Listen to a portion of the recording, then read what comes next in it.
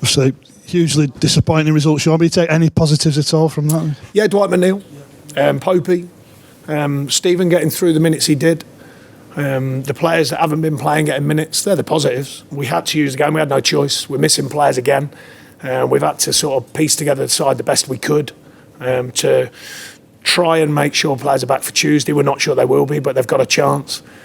And then it's a risk and reward with that. And the risk is that if they turn up as they did today, I thought they were terrific today. They pounced on every mistake. Second half, I just had a look back at the goals. Virtually all of them from us giving the ball away. And they pounced on every mistake. And when they're in that mood, they hurt you. And that's where, you end up disappointed, but there's a reality to the disappointment. But going back to I think Dwight McNeil's growing all the time. I think he's got ability, he's got a willingness to show it, and he's got an inner bravery, and I love that in players. It's a different kind of bravery. I'd throw my head at bravery and block things and tackle. He's got that courage to have the ball under any circumstance, and that's a powerful weapon. And I'm really enjoying his performances at the moment. Robbie Brady, Sean, was that just a precaution? Well, that was the problem at half time, so we're sub down. We had in mind if we could keep it tight, obviously the game plan, keep it tight, see if you can find the moments. We have to change it at half time. We've got no choice. Robbie's got it looks like a groin injury, hopefully not too serious. And then we have the golden moment. You don't get many at these clubs. We have a big moment to go and score. Not remotely suggesting that means you go and win a game, but then it changes the whole feeling. It changes the whole feeling because it would have been an awkward one for them after giving possession away so easily. Vid strokes it in the net, let's imagine, and then the stadium changed, the field changed. It's just odd. It's not just goals and score lines, it's the actual feeling of a game. Not remotely, once again, saying that makes you win, but it just changes the whole sort of look of the game and the whole outlook of the game. But he doesn't score, and then they score the second, and then it's very difficult from then on in. And then we end up with an ugly one right at the very end.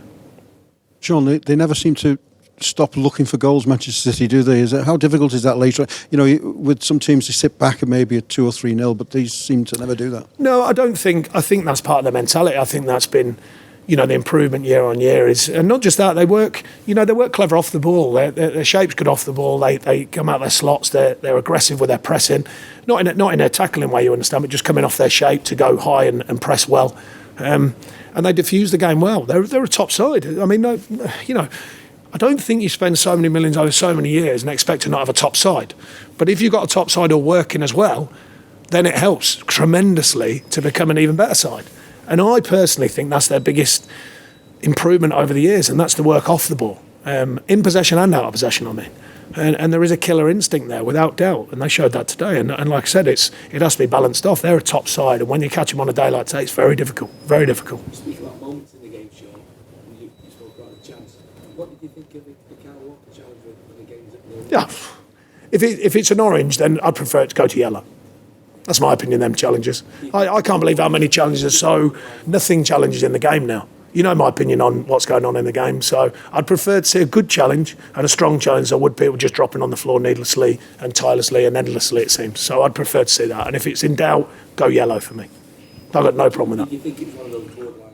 I haven't seen it back. The suggestion was it was an orange, as they call it. But like I say, if it's an orange for me, go backwards and give a yellow. That's what I'd prefer to see. And then just stop people falling on the floor, letting, needlessly all over the pitch. That would be much better, in my view.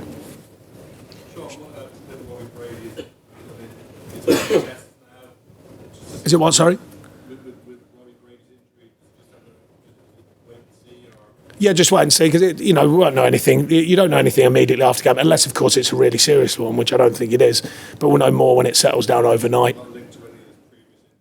No, he hasn't been injured. He's been suspended, hasn't he? So, yeah, no injuries, no. Just suspension.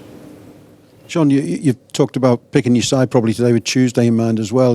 With Thursday in mind, do you hope to try and bring somebody in and strengthen your team? Or? Well, the model of the club is what it is. It's very difficult. I've been saying that ever since I got here. To balance the finance and still get the players in, develop players, sell players, try and bring new players in. It's a never-ending thing. And it's always been difficult. It still is difficult. It's probably got more difficult because no one releases their players easily. The numbers have gone through the roof.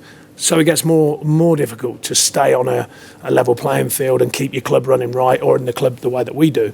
And January's, look how quiet it is. It's not just us, there's teams everywhere looking for that next player. Can we get a deal? Can we do this? Can we do that? And often with a lot more financial power than us, and they're not getting deals done. So it's just very difficult. If we can, we will. If there's situations which we've been into that can open up, They may do, of course. But I'm just saying it's very, very difficult. And as regards Tuesday, we didn't deliberately. We had to make decisions, because we've got a few touch and goes for the game today. They can't play because the bigger fight this season is definitely the Premier League. It was as soon as the season started. It will always be our biggest fight of the season. It's no disrespect to any competition. It's just a fact of the club that I work for, and that's Burnley Football Club. Can you continue to compete in the Premier League? That's the biggest picture and the biggest fight. John, Nick played in the 2 FA Cup games. Obviously, you're out of those now. You've got 3 experienced, top quality keepers. How do you balance that now to the end of the season? That's my job. I'd have as many top quality players as we can. If you look at their team. They've got top quality everywhere, but you still find a way of making it work. So that's the job. They can't all play. They all know that. But the 3 keepers definitely know that they can't all play. Obviously, it would have been handy today, mind. If you had 3 keepers in there, you might have got something. You never know. Possibly. But you can only play 1 to start, and you can put 1 on the bench. Someone's going to miss out. At the minute, Popey's getting back to full fitness. Won't do him any harm today at all in that respect. I thought he was good, actually. I thought he made some good saves. It was other mistakes in front of him, not his mistakes. When he gets truly fit, where he's close to now, obviously, he's coming at what I call the end of his personal pre-season. Big decisions to make. Because he's a top keeper, they all are. They're all different, and they're all top keepers. All the best with that decision. Thanks. Okay, folks, thank you. Cheers. Thanks.